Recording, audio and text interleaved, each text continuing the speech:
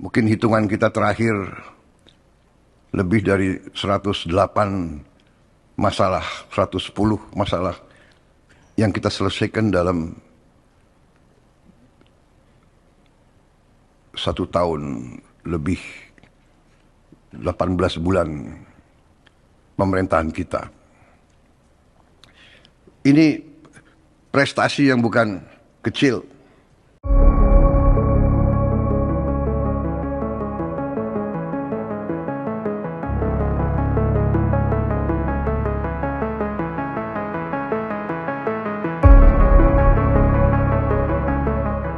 Presiden Prabowo Subianto menyampaikan taklimat dalam sidang Kabinet Paripurna di Istana Negara, Jakarta, Senin 20 Juli 2026 di hadapan para menteri, wakil menteri, kepala badan dan lembaga, serta para wakilnya. Dalam kesempatan itu, Presiden mengklaim pemerintah telah menyelesaikan sekitar 110 persoalan selama 18 bulan masa pemerintahannya. Selain itu, Prabowo juga menyoroti 2 isu utama, yakni program makan bergizi gratis atau MBG dan PT Danantara Sumber Daya Indonesia atau DSI. Kita bahas. Sekolah unggulan Garuda yang terbangun.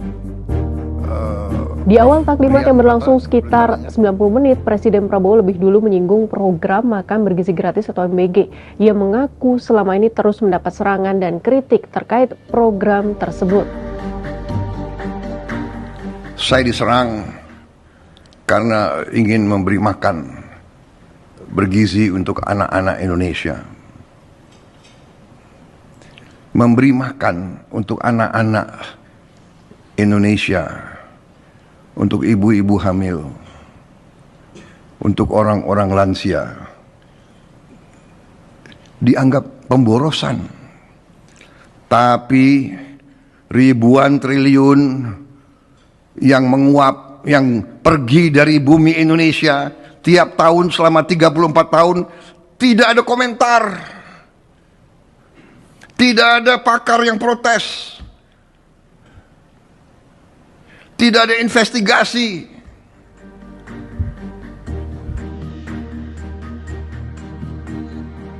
Selain membahas MBG, Presiden juga menyinggung pembentukan PT Danantara Sumber Daya Indonesia atau DSI. Menurut Prabowo, lembaga pemeringkat global S&P Global Ratings justru memberikan penilaian positif terhadap langkah pemerintah tersebut.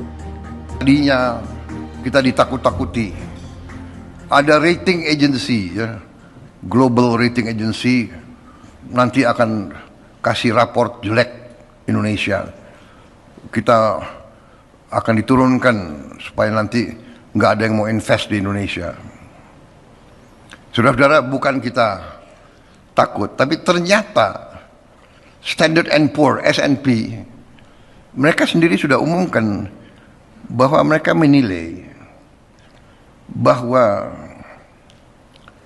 pembentukan PT DSI adalah tepat. Mereka yang mengatakan bahwa itu langkah tepat bagi bangsa Indonesia, saudara. Dan itu bisa meningkatkan penghasilan kita, revenue kita. PT Danantara Sumber Daya Indonesia atau DSI dibentuk sebagai lembaga eksportir tunggal untuk 3 komoditas strategis, yakni kelapa sawit, nikel, dan batu bara.